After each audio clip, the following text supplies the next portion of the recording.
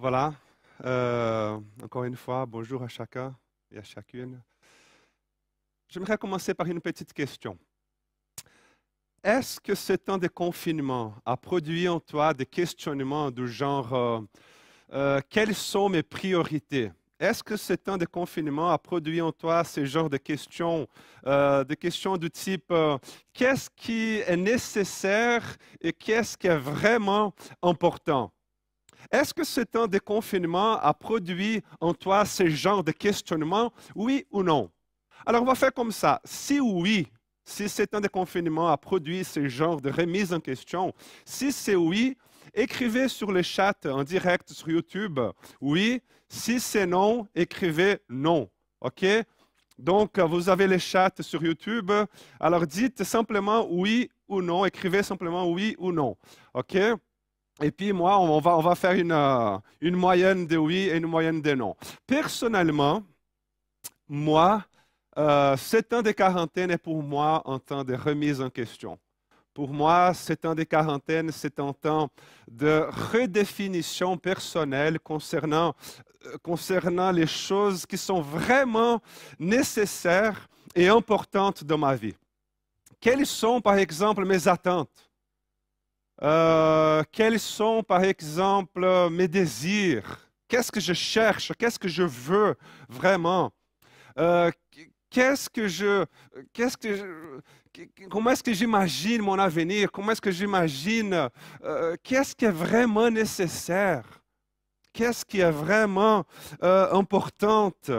Et voilà ma prière dernièrement. J'ai pris Seigneur, je suis dans cette remise en question et je ne sais pas si vous êtes aussi comme moi. J'aimerais bien voir sur les chats, on voit qu'il y a beaucoup de oui, oui, oui, oui, oui, un non.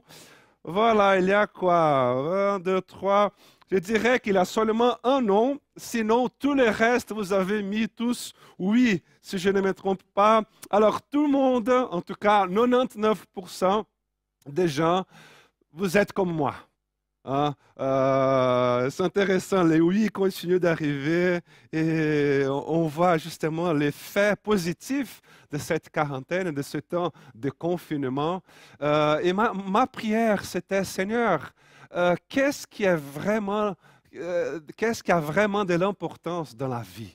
Seigneur, qu'est-ce qui est vraiment nécessaire? Et puis, vous savez, plusieurs choses se sont passées dans ma tête. Mais ce qui m'a particulièrement touché, ce qui m'a vraiment interpellé, c'était une expression que nous trouvons très peu dans la Bible. Cette expression qui dit une seule chose. Une seule chose. Une seule chose. Et puis, moi, je me suis souvenu de l'histoire de Marthe et Marie dans l'évangile de Luc. Donc, si vous voulez déjà ouvrir vos Bibles, dans l'évangile de Luc, le chapitre 10, du verset 38 au verset 42, nous raconte l'histoire de Marthe et Marie. Marthe et Marie, et aussi Lazare, qui était leur frère, que Jésus, dans une autre occasion dans la Bible, il a ressuscité parmi les morts. Ils étaient des amis très proches de Jésus. Jésus, il avait une relation spéciale avec eux. Jésus aimait beaucoup Marie et Marthe. Ils étaient très appréciés. Et puis le texte va nous dire, à partir du verset 38, donc Luc chapitre 10, le verset 38, le texte va nous dire que Jésus, il décida de leur rendre visite. Peut-être que Jésus, il passait dans la région et puis ils se sont dit, bah, moi je vais passer chez mes amis, manger un petit goûter de l'après-midi, on va discuter ensemble. Et puis au verset 38, dit que pendant qu'ils étaient en route, Jésus entra dans un village. Là, une femme nommée Marthe l'accueillit dans sa maison. Elle avait une sœur appelée Marie.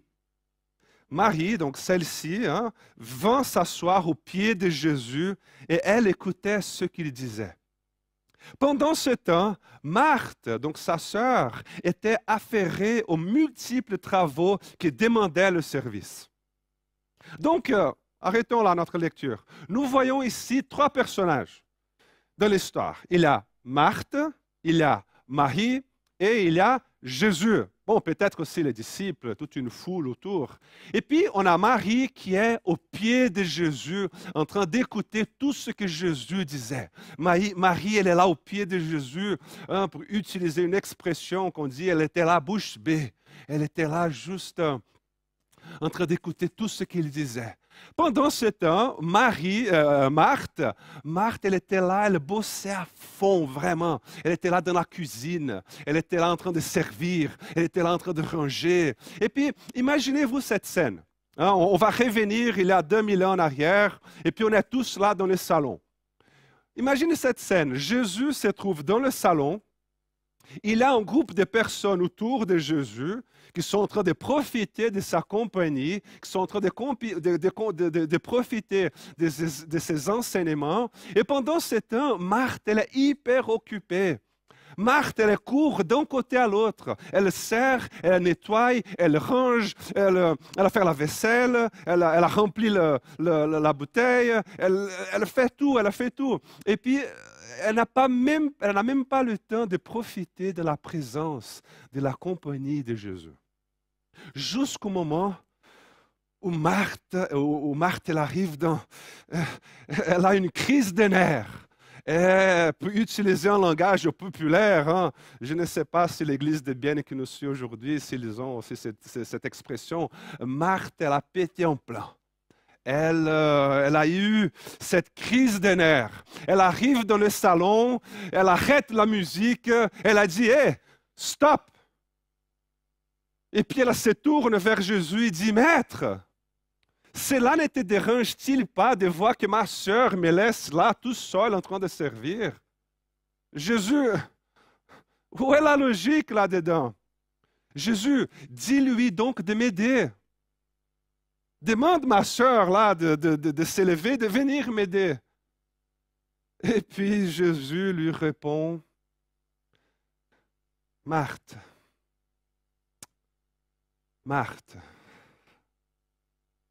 tu t'inquiètes et tu t'agites pour beaucoup de choses.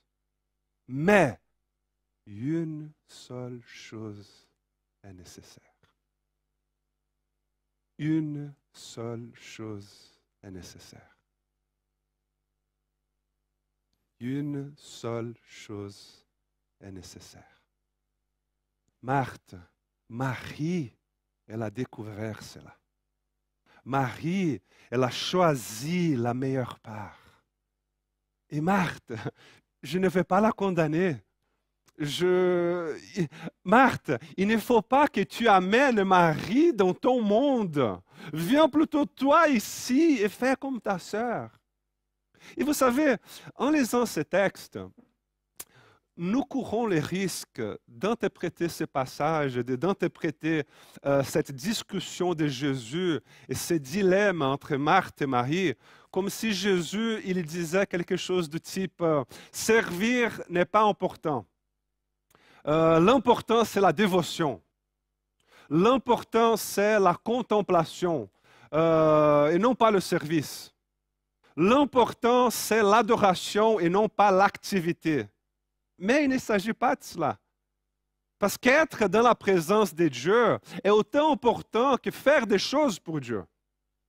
Être en adoration et en contemplation envers Dieu est aussi importante que de servir des gens pour la gloire de Dieu. Donc les deux choses sont extrêmement importantes et nécessaires. Donc Jésus, il n'est pas en train de dire celle-ci est plus important que celle-là. Ce que Jésus est en train de faire ici, et puis écoutez bien, ce que Jésus est en train de faire ici, c'est une correction de la perspective de Marthe face à la vie. Je dis encore une fois, ce que Jésus est en train de faire ici, c'est une correction de la perspective de Marthe face à la vie. Dans le contexte juif de l'époque, les femmes n'étaient pas autorisées à s'asseoir aux pieds de Jésus. Cela était permis uniquement aux hommes, mais pas aux femmes. Les femmes devaient être au service et non pas dans l'intimité. Les femmes étaient là pour pourvoir Elles étaient là pour travailler. Elles n'étaient pas censées être dans les cercles d'intimité avec Jésus. Elles ne pouvaient pas être que disciples de Jésus, mais elles pouvaient servir. Elles pouvaient être bénies. Elles pouvaient être guéries. Elles pouvaient être touchées par Jésus. Mais elles ne pouvaient pas s'asseoir aux pieds de Jésus. Pourquoi? Parce que ce genre d'intimité était réservé aux hommes. Mais Marie, elle s'en fiche. Marie ne se soucie pas si c'est interdit ou pas, si c'est bien vu ou pas, si les gens vont faire des commentaires ou pas. Elle s'assied aux pieds de Jésus et c'est comme si elle disait, Jésus, il est aussi pour moi. Ce nouveau monde que Jésus a commencé est aussi pour moi. Ce n'est pas que pour les hommes. C'est pourquoi que Jésus, il se tourne vers Marthe et il dit, Marthe, tu t'inquiètes pour beaucoup de choses. Mais Marthe, une seule chose est nécessaire. C'est comme si Jésus il disait, Marthe, ta sœur, elle a découvert que c'est possible, oui, de sortir de la routine, de sortir de ton quotidien basique, élémentaire, et vivre l'expérience avec Jésus dans le royaume de Dieu. Ici, par exemple, à ma droite, c'est le monde de la routine, c'est le monde du travail, c'est le monde du service. Et puis ici, c'est le royaume de Dieu. Ici, c'est pour les hommes. Tandis que là, ici, c'est pour les femmes. Et puis Marie vient et dit non. Non. Le royaume de Dieu est aussi pour moi. Le royaume de Dieu est aussi pour moi.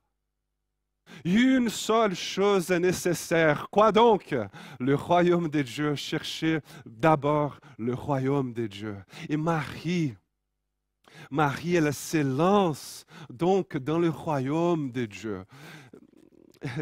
Et je me souviens aussi d'une autre histoire, en fait, de notre rencontre de Jésus.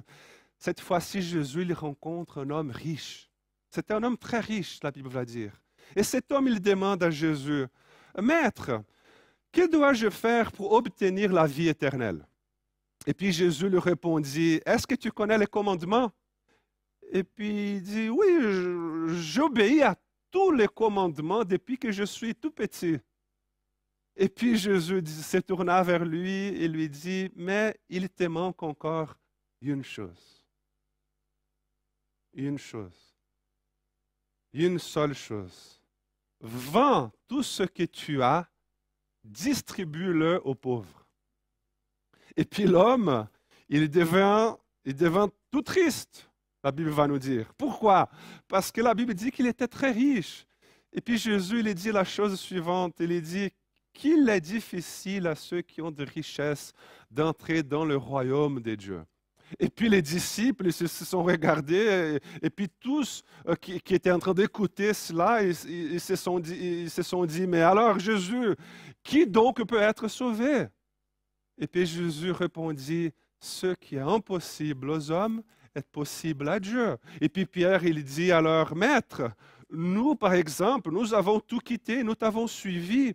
Et puis Jésus lui répondit, si quelqu'un quitte tout à cause du royaume de Dieu, il recevra beaucoup plus en retour dès à présent et dans le monde à venir, la vie éternelle. Une seule chose est nécessaire. Une seule chose est nécessaire. Tout vendre et distribuer aux pauvres? Non, non. Une seule chose est nécessaire. Tout quitter en faveur du royaume de Dieu. Pour cet homme-là, c'était l'argent. Mais il y a d'autres choses qui nous emprisonnent. Il y a d'autres choses qui nous empêchent de prendre un engagement radical dans le royaume de Dieu. Une seule chose est nécessaire, Marthe. Entrer dans ce nouveau monde que j'ai commencé et participer au royaume de Dieu. L'apôtre Paul, il dit aussi, moi, j'aurais une liste de choses à me vanter. Hein? Moi, j'ai été circoncis le 8e jour. Moi, je suis israélite de naissance. Je suis de la tribu de Benjamin, de pur sang hébreu. Moi, je suis 100% hébreu. Je faisais partie des pharisiens. Face aux exigences de la loi, il dit, j'étais sans reproche. Et puis il vient et dit, mais toutes ces qualités-là qui étaient pour moi des gains, que je pourrais me vanter, je les ai regardées comme une perte à cause de Christ. Et puis l'apôtre Paul, il vient et dit, je fais une seule chose. Oubliant ce qu'il y a derrière et me portant vers ce qu'il y a devant, je cours vers Jésus-Christ. Oubliant ce qu'il y a derrière n'a rien à voir avec l'oubli des souvenirs des choses qui se sont passées. Genre, oublions les mauvaises nouvelles, oublions les choses qui se sont passées cette année, oublions... Non. Oublions ce qu'il y a derrière moi. Quoi donc, l'apôtre Paul? Je suis israélite, j'aurais des choses que je pourrais me vanter. Je suis circoncis, j'étais pharisien, je suis pur sang hébreu, j'ai un nom de famille. Je considère tout cela comme une perte, parce qu'il n'y a que Jésus-Christ qui importe. Marthe, une seule chose est nécessaire. Et l'homme riche, une seule chose est nécessaire. Et l'apôtre Paul, une seule chose est nécessaire. Tout quitter à cause de Jésus-Christ. Parce qu'il n'y a qu'une chose qui est nécessaire. Quoi, Léo? Jésus-Christ, notre Seigneur et notre Sauveur. Amen. C'est la seule chose qui est nécessaire. Jésus-Christ et notre engagement pour lui, c'est la seule chose qui nous soutient en vie, c'est Jésus-Christ et plus rien.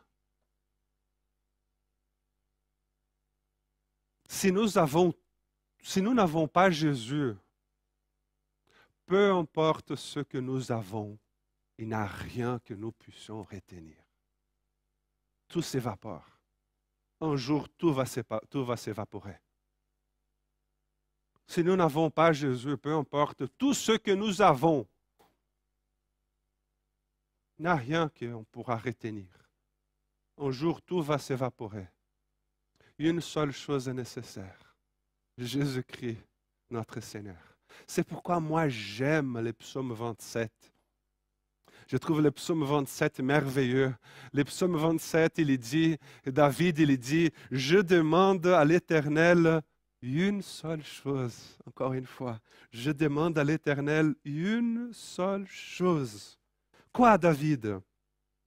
Que je voudrais habiter toute ma vie dans la maison de l'Éternel. C'est tout ce que je veux.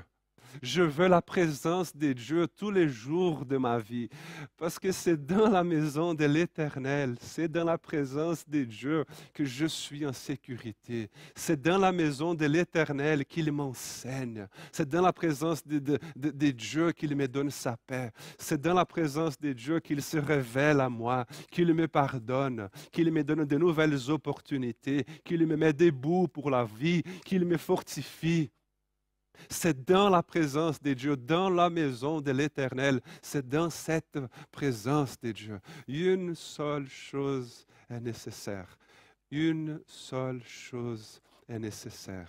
Une seule chose, dirait David, j'ai demandé, que j'habite toute ma vie dans la présence de l'Éternel. Parce que si je suis dans la présence de l'Éternel, tous les jours de ma vie, je serai en sécurité.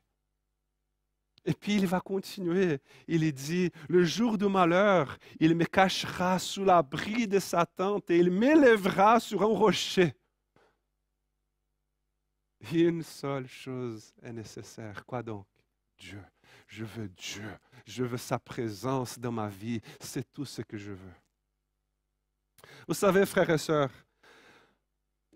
l'année de 2020 a commencé difficile. Tragédie, mort, quarantaine, crise économique. Mais c'est aussi une année de joie, aussi en même temps. Des temps en famille, de repos, naissance d'enfants, demande de mariage, Et vous savez, les amis, dans des temps d'incertitude, une seule chose est nécessaire. Quoi, Léo? C'est lui en qui il n'y a ni changement, ni ombre d'une variation.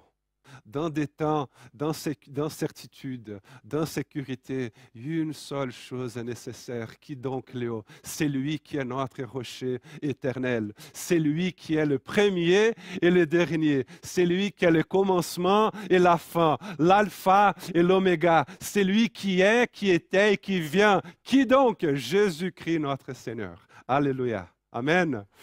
Voilà ma prière.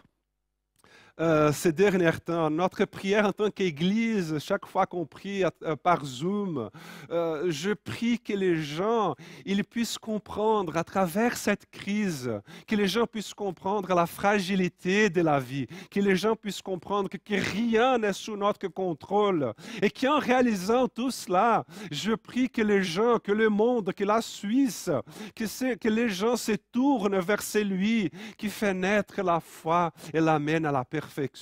Que les gens puissent se tourner vers celui qui était au commencement avec Dieu, que les gens puissent apprendre, comprendre à travers toute cette crise que la seule chose qui est nécessaire, c'est celui qui est mort, mais qui est ressuscité le troisième jour et aujourd'hui il est vivant, qu'il puisse comprendre une fois, voir, accepter celui qui offre la vie et la vie en abondance à ces mondes plongés dans la peur et à ces mondes plongés dans la panique. Peu importe ce qui arrivera encore dans ce monde, la main de Dieu nous guidera et nous serons toujours en sécurité en lui et avec lui. Une seule chose est nécessaire, que je ne perde pas de vue mon Seigneur et Sauveur Jésus-Christ. C'est pourquoi ce message d'aujourd'hui est pour toi qui n'as pas encore saisi cette une seule chose. Ce message est pour toi qui dit ainsi: je suis en crise de foi, je suis partagé. Jésus est devenu une chose en plus dans ma vie. L'Évangile est devenu une chose en plus dans ma vie. Mais aujourd'hui, j'aimerais m'asseoir aux pieds de Jésus. Aujourd'hui, j'aimerais me débarrasser de tout ce qui m'empêche d'approfondir ma relation avec Jésus-Christ. Je veux tout quitter pour Jésus. Je veux tout quitter à cause de Jésus et à cause du royaume de Dieu. Et une seule chose, je demande, c'est d'avoir une expérience profonde avec Jésus-Christ. Ce message est pour toi qui dit ainsi: je me suis éloigné de Dieu, je ne crois en plus rien, j'ai envie de tout abandonner. J'aimerais te demander aujourd'hui de prendre cette décision pour une seule chose qui est nécessaire. Vous savez, si on faisait une liste maintenant de tout ce que nous jugeons important pour nos vies, on fait ce test, on va faire une liste de tout ce que nous jugeons important. J'ai cette conviction dans mon cœur que le Saint-Esprit nous dirait: mon fils, ma fille, tout cela est important. C'est vrai, effectivement, tout cela est important.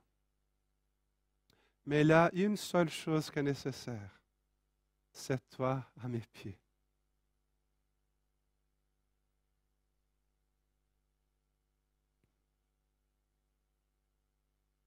Et tout le reste est secondaire. Une seule chose est nécessaire. Prends un engagement radical avec Jésus-Christ aujourd'hui.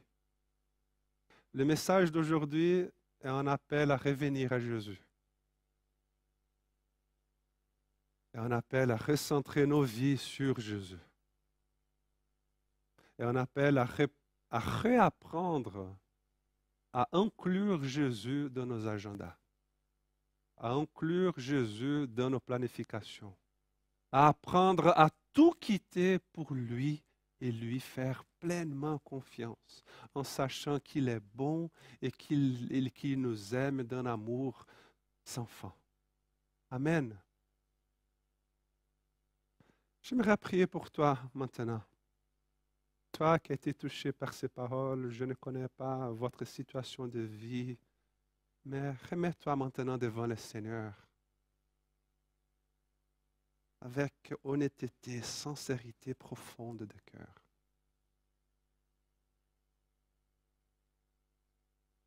Et prie avec moi.